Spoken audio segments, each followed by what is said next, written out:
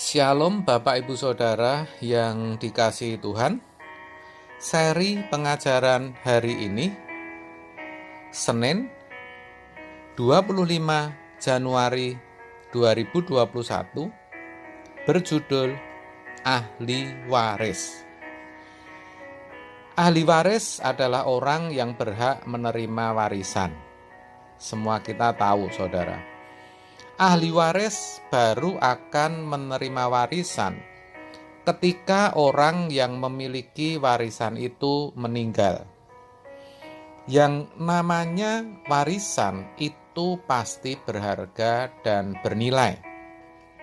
Saudara, apakah sebagai orang Kristen kita juga sadar bahwa sebenarnya kita juga ahli waris? Mari supaya lebih jelas kita akan baca dahulu yang tertulis dalam Roma 8 ayat 17. Demikian bunyinya. Dan jika kita adalah anak, maka kita juga adalah ahli waris.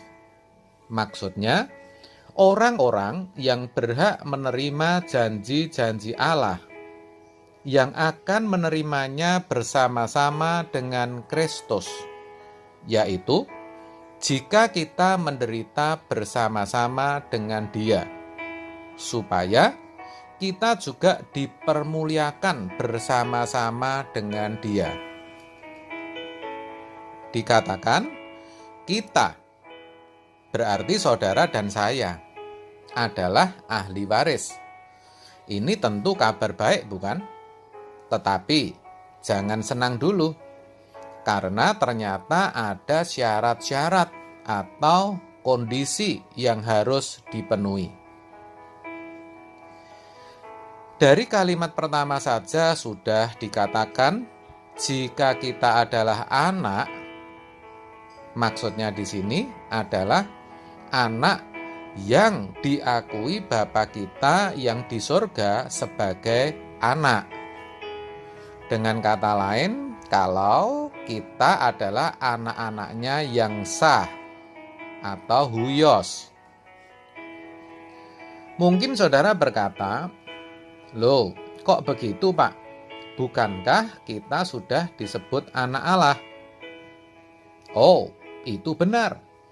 Tetapi seperti sudah dijelaskan di seri sebelumnya, boleh saja orang disebut anak Allah atau anak Tuhan. Tetapi kalau, perhatikan, ia belum mengalami perubahan kodrat, belum mengenakan kodrat ilahi, maka ia masih anak yang tidak sah atau notos. Mengenakan kodrat ilahi artinya hidup dalam pimpinan Roh Kudus. Orang seperti ini tidak lagi hidup dalam daging, saudara. Yang dipikirkan hanyalah hal-hal yang dari roh.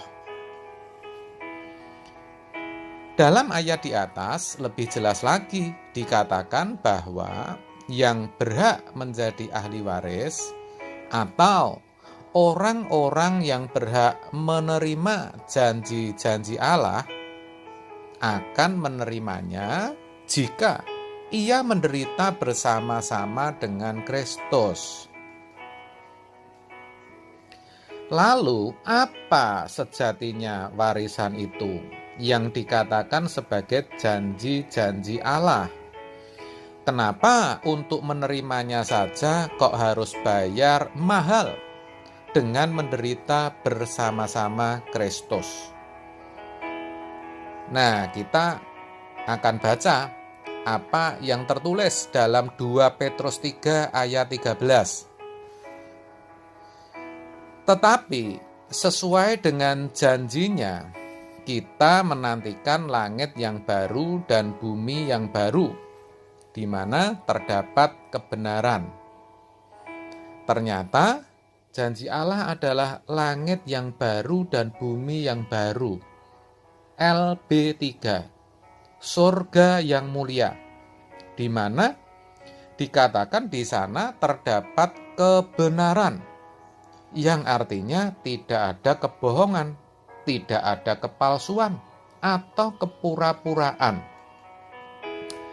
Hal itu menyiratkan bahwa hidup di langit yang baru dan bumi yang baru itu semuanya sesuai kehendak Allah. Orang-orang yang hidup di sana kelak tidak ada yang munafik. Semua mengasihi dan melayani Allah dengan segenap hidupnya. Semua yang dilakukan hanya untuk menyukakan hati Tuhan. Di sana tidak ada orang yang membahayakan sesamanya, apalagi orang jahat. Tidak ada, saudara. Dan semuanya bersifat kekal. Tidak ada ratap tangis dan kertak gigi. Yang ada adalah kehidupan yang sempurna.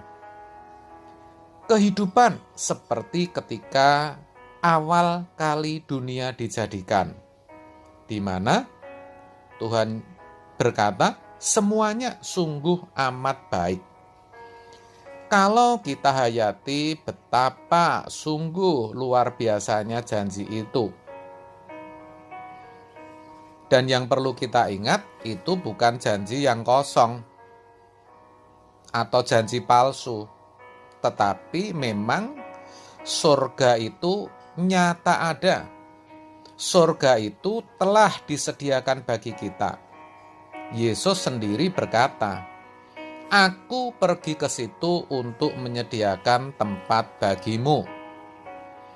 Dan apabila aku telah pergi ke situ dan telah menyediakan tempat bagimu, aku akan datang kembali dan membawa kamu ke tempatku, supaya di mana aku berada, kamu pun berada." Yohanes 14 ayat 1-2. Saudara, surga itu sungguh sangat berbeda dengan bumi ini yang sudah terkutuk.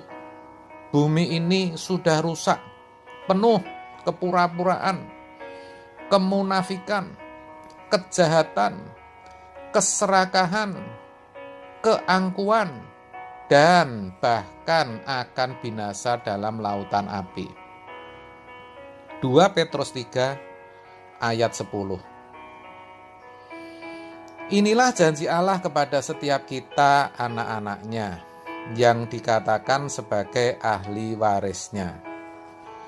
Surga memang sudah disediakan dan pintu telah dibuka. Tetapi untuk bisa mendiaminya, untuk bisa menikmati janji Allah yang luar biasa itu, kita harus menderita bersama-sama Kristus. Mungkin saudara berkata, "Loh kok mahal sekali Pak harganya?" Ya jelas saudara, kan tidak ada barang berkualitas harga murah. Kalau ada pun, pasti itu tiruan atau imitasi. Kita harus sadar bahwa surga yang agung, mulia, dan kudus itu tidak mungkin ditempati orang-orang yang kotor dan najis. Standarnya haruslah orang yang seperti Yesus. Jadi, kalau kita merasa kita anak-anaknya, kita harus berani berjuang untuk hidup seperti Yesus. Perjuangan itulah yang membuat kita menderita. Itulah sebabnya Yesus berkata, "Setiap orang yang mau mengikut aku, ia harus menyangkal dirinya, memikul salibnya, dan mengikut aku." Matius 16 ayat 24. Jadi, hanya orang yang menyatu dengan penderitaan Kristus yang berhak untuk memperoleh janji Allah yang luar biasa itu, yaitu mendiami surga. Di sanalah orang akan dimuliakan bersama-sama dengan Yesus. Nah, sekarang sebagai ahli waris yang sah, kita tahu syarat-syarat Apa yang harus kita penuhi agar bisa memperoleh warisan yang berharga dan mulia itu? Oleh sebab itu, mari saya ajak segera penuhi persyaratannya, agar jangan sampai warisan itu jatuh ke tangan orang lain. Amin. Tuhan memberkati.